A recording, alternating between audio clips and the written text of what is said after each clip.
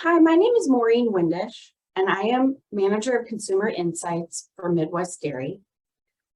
I am going to speak to you today about the value-added milk segment and the opportunities that we're seeing within this segment. It is growing, and there's some great news to share. Before we jump into the retail sales data that we have from information resources, I just wanted to take a brief moment to talk about the consumer mindset. A great measure for understanding how consumers are feeling about their ability to spend is called the Consumer Confidence Index. This is produced on a monthly basis by the Conference Board.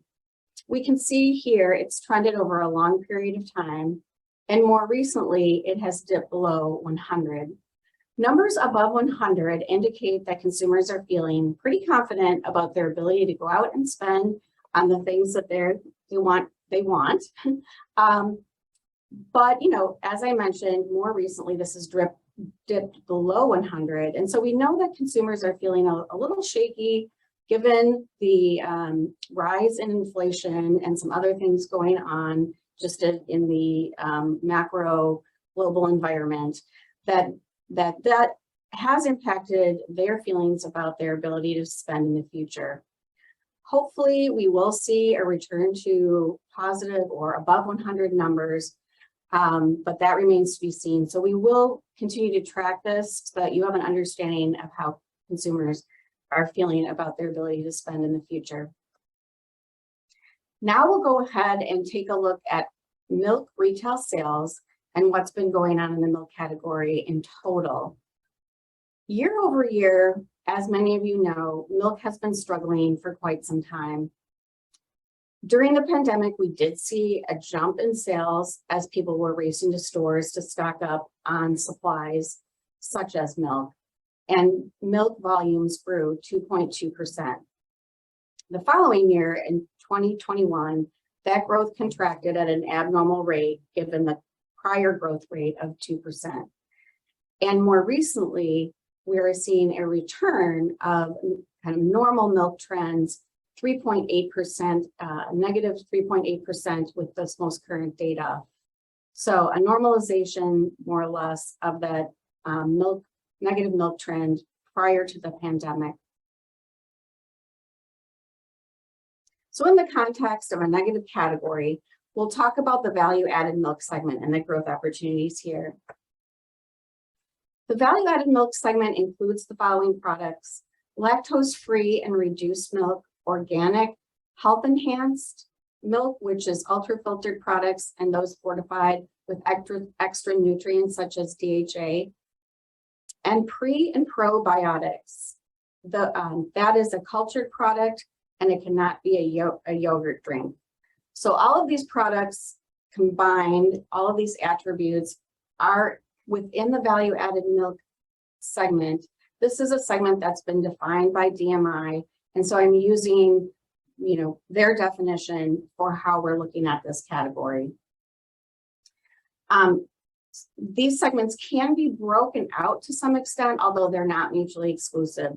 So we can look at lactose-free products and how they're trending against organic, but just keep in mind that some organic products are also lactose-free. So keeping that in mind, this is value-added milk's share of the total milk category. It's currently 13.4% of all of the volume is a value-added milk product. So certainly it's not the lion's share of the milk category, but it is a sizable share. When you look at volume sales trended year over year, again, this information comes from information resources, we can see that year over year, value-added milk has grown.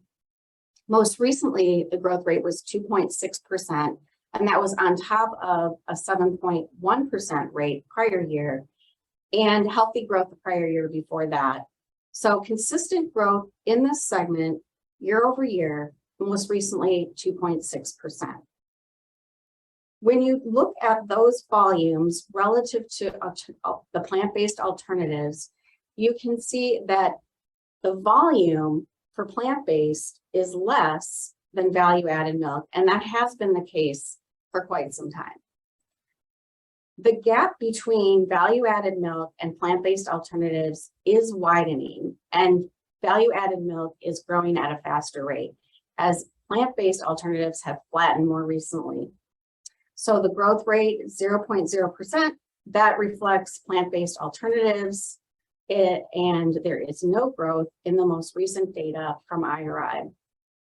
Again, compared to value-added milks were growing at a 2.6% rate.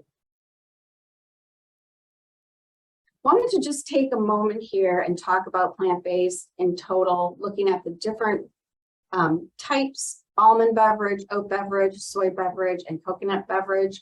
We can see that almond beverage still is by far the largest of all of these types, and actually grew in the past, and this past year contracted 5.1%.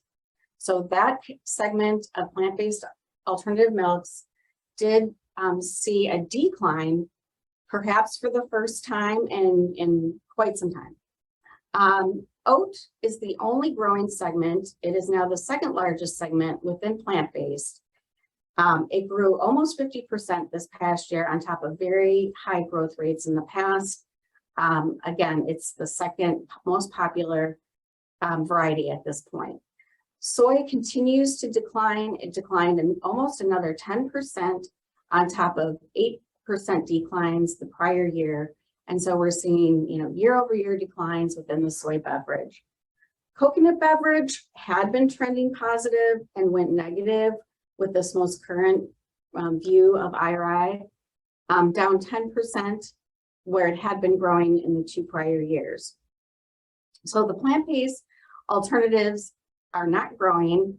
They have flattened out with this most current year of data, although it had been growing at a healthy clip in prior years. Part of the contraction could be because consumers are tightening their wallets. We do see that consumers are having to make tough choices and pulling back on products that are more expensive, and plant-based alternatives are generally a higher priced item, especially when you compare it to traditional milk. So now we'll take a look at the value-added attributes and how those are trending. So here we're looking at lactose-free, we're looking at organic, health-enhanced, and that pre and probiotic group.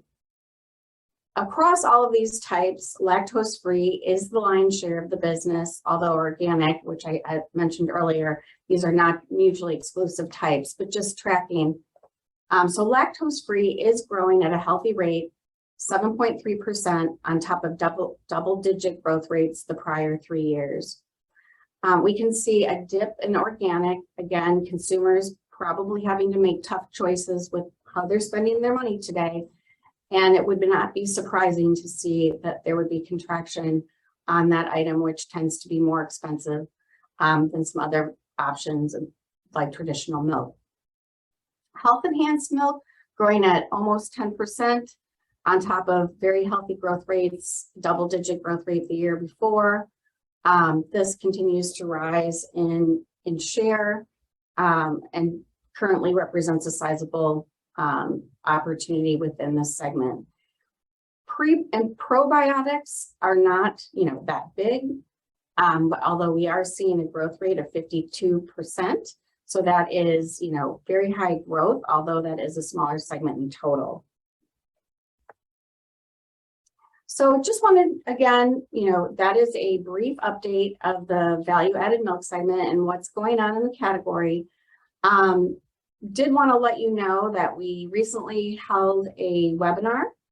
It was on August 4th, and you can find a link to the entire webinar. It includes many of the slides that I just showed you, as well as some additional context about how consumers are feeling about milk in general, as well as some plant-based facts and insights.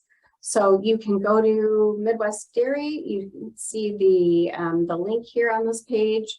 You can also find it on YouTube if you want to go to YouTube directly and just search Value Added Milk Webinar. It will come up automatically as the first option that you would click on. So hope you take some time to explore the webinar. We will be having future webinars. I will alert you to those when we have our next one scheduled, and hope to see you on future webinars. Again, my name is Maureen Windisch. It was really a pleasure to be here and share this information with you. Here's my contact information, as well as Martha Kemper. She is the Vice President of Dairy Experience. She is another person you could reach out to for information. Feel free to reach out directly. And thank you very much for your time. Appreciate it. Have a great day.